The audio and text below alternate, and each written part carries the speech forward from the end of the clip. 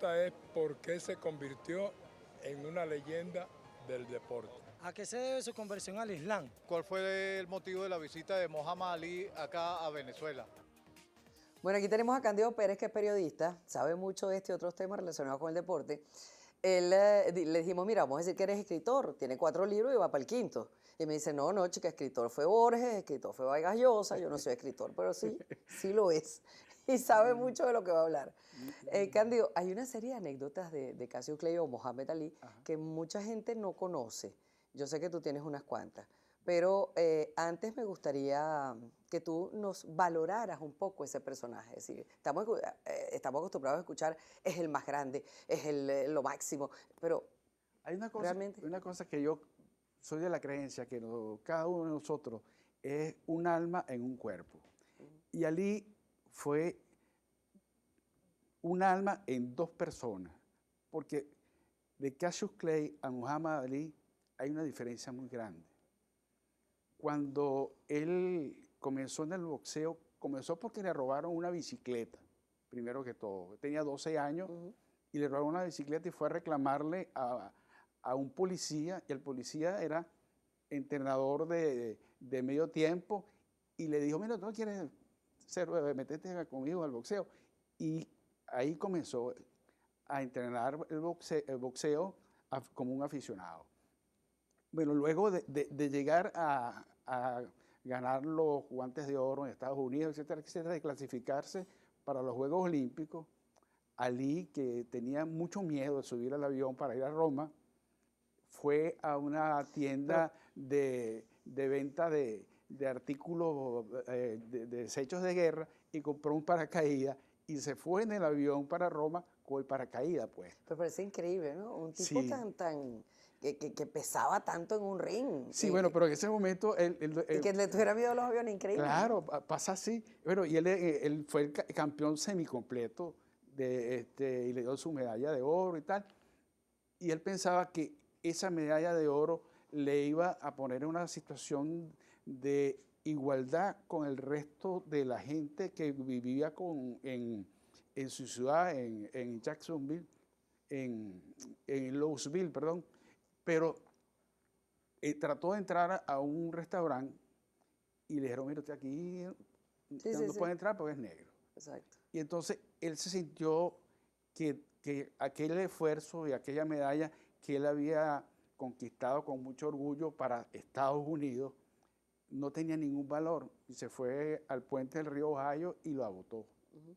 Luego, con el tiempo, después de reconocer la grandeza como boxeador y como persona que fue Ali, le devolvieron la medalla, y además de eso, si mal no recuerda, ya con Parkinson encendió el pebetero de los Juegos de Atlanta, sí, que fue una sorpresa mundial. Nadie se esperaba, todo el mundo estaba atento a ver a quién era el todo el mundo último. Recuerda aquella imagen. Sí, quién era el que iba a ascender se hablaba de muchos atletas con muchos logros, pero finalmente se lo dieron a Ali y nadie dijo que no se lo merecía. Fue como un homenaje, ¿no?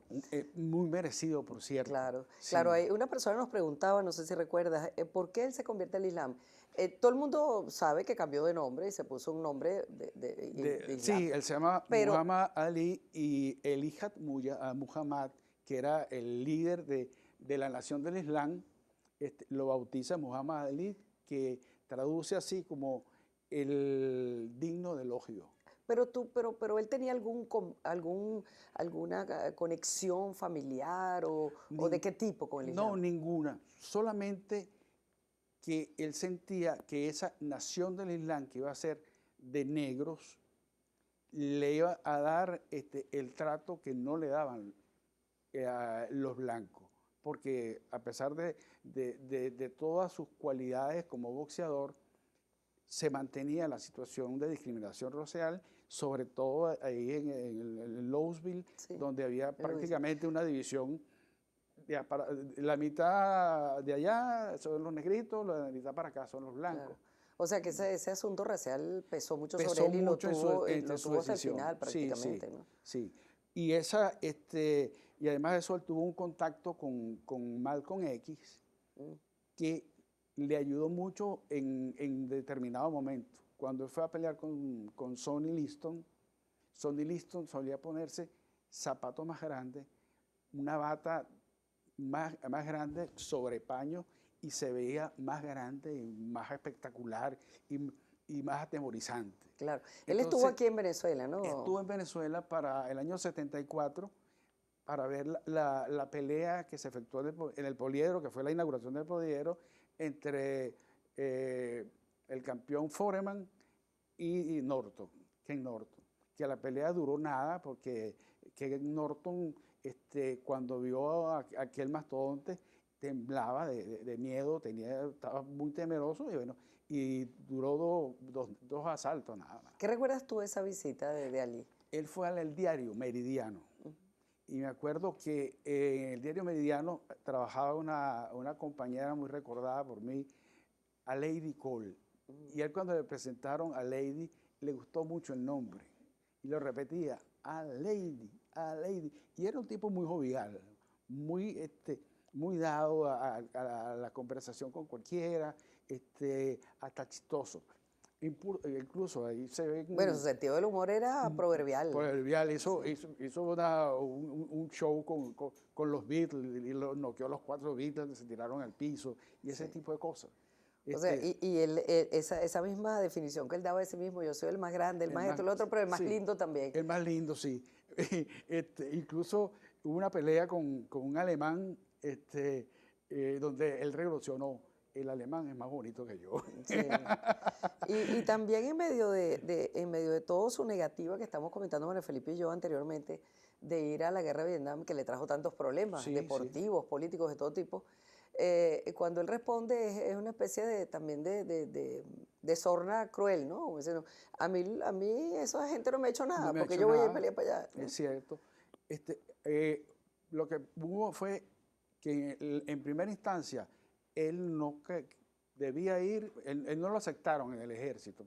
Cuando le tocaba ir a cumplir con el servicio militar, como era muy mal estudiante, ellos creían que no, este tipo no tiene el coeficiente intelectual para nada, aquí no nos sirve para nada.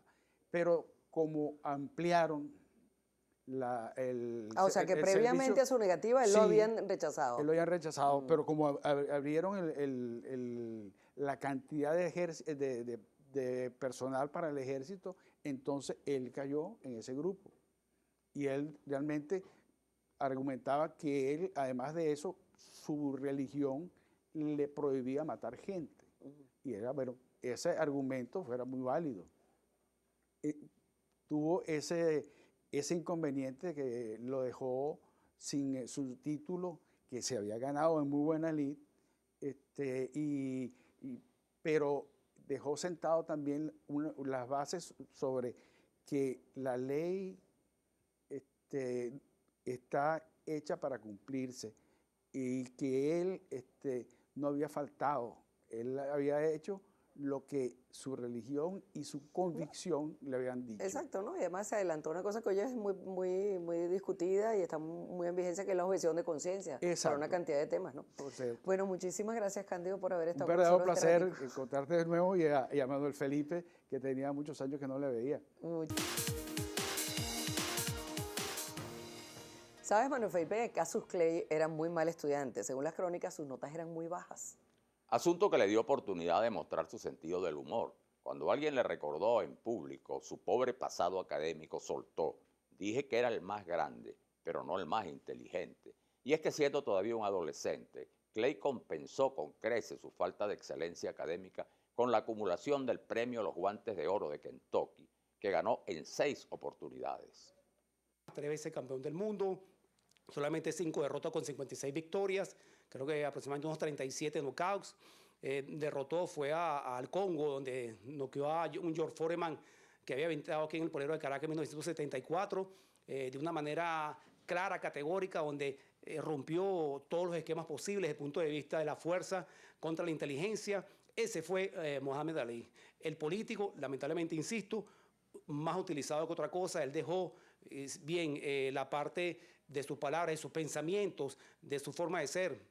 Yo diría que inclusive hasta Malcolm X, quizás no tanto Luther King, pero Malcolm X sí utilizó bastante la figura de Ali antes de ser asesinado en el 64. Y fíjense ustedes que 2 años después, Ali hace hasta 5 defensas. Es muy difícil un boxeador en este tiempo haga 5 defensas un mismo año. Él lo logró, hizo el cambio de nombre de Cassius Clay a Muhammad Ali, se retira en el 81, casi con 40 años, 41 creo que tenía cuando se retira. Y no se le conocía a su esposa Verónica, creo que después falleció, se mantuvo siempre al lado de su esposa. Decir que tuvo alguna vida disipada, no pareciese, no se conoció desde el punto de vista de lo que llamaban el Jet-Set antes. Pero también hay que reiterar que 3 años después de que se retira, en el 84, se le descubre Parkinson. Ya con ese problema yo creo que era difícil, ¿no?, que él pudiese llevar una vida en lo sucesivo un tanto disipada. Lo que yo estimo, insisto, que el Muhammad Ali, el Cassius Clay en principio, después el Muhammad Ali, que se mantuvo dentro del boxeo por toda su carrera, desde los 60 hasta el 81, definitivamente es un ejemplo a seguir. Yo creo que no tuvo ningún tipo de problema, insisto, no soy médico, no sé cuál es el origen de una enfermedad como Parkinson, entiendo que es falta una sustancia en el cerebro que impide que el ser humano pueda coordinar la parte motora, la parte del movimiento, y no creo que sea consecuencia de los golpes. El boxeo puede tener como un noble arte que es, y la parte de la confrontación, el combate, puede tener problemas sin duda de salud, es posible, pero no creo que haya sido consecuencias el Parkinson que le dio a Ali por relación al boxeo. De hecho, el Papa Juan Pablo II tenía Parkinson, y hasta donde yo sé, él no fue boxeador. Entonces, en este sentido, creo que también hay que tener en claro que Ali llevó una vida normal. Fíjense que, como mencionamos anteriormente, apenas tenía 12 años cuando le robaron su bicicleta. Nunca la recuperaría, y su enojo fue tan grande que un amigo le sugirió drenar su rabia a través del boxeo. Gracias a este episodio, el deporte ganaría un grande. Pero ¿conoces, Manuel Felipe, el caso del sacerdote que se levantaba en la noche para ver en una pequeña televisión de cocina los encuentros de Muhammad Ali? Sí, casualmente en el más allá, Cassius Clay, Muhammad Ali, tuvo a alguien que le dio la bienvenida. Ese sacerdote era nada más y nada menos que quien fue luego el Papa Juan Pablo II. Era un gran admirador del boxeador estadounidense. Cuando en sus temporadas en Roma se encontraba como huésped en un convento de monjas, el religioso polaco se levantaba de noche para ver en una pequeña tele de la cocina los encuentros del campeón. Cuando se convirtió en papa, Karol Wojtyła recibió a Muhammad Ali, quien le regaló su par de guantes hace 34 años. Es más, tú sabes que los pontífices por tradición no conservan nada para sí, los regalos, ninguno de los regalos, y al final de la visita los mandan a una oficina especial de la Santa Sede que se ocupa de ellos. En aquella ocasión, Juan Pablo II hizo una excepción y guardó personalmente el precioso tesoro deportivo. Testigos de la audiencia que San Juan Pablo II hoy concedió el 4 de junio de 1982 al púgil y a su esposa de entonces, Verónica Porsche, y ambos intercambiaron autógrafos, cosa que el Papa Wojtyła hacía muy raramente. Cuando se le preguntó cómo le gustaría ser recordado, dijo una vez, como un hombre que nunca traicionó a su pueblo. Pero si eso resulta demasiado exagerado, entonces simplemente como un buen boxeador. Y volviendo a hacer gala de su humor, agregó, ni siquiera me importaría si no me menciona lo buen mozo que era. Pero lo que debemos valorar sobre él es que Muhammad Ali indudablemente fue un campeón del pueblo, como dijo uno de sus cercanos, y eso precisamente fue lo que celebró su funeral, su devoción a la gente de todas las razas, religiones y orígenes. Esa es la clave. Esa es la clave.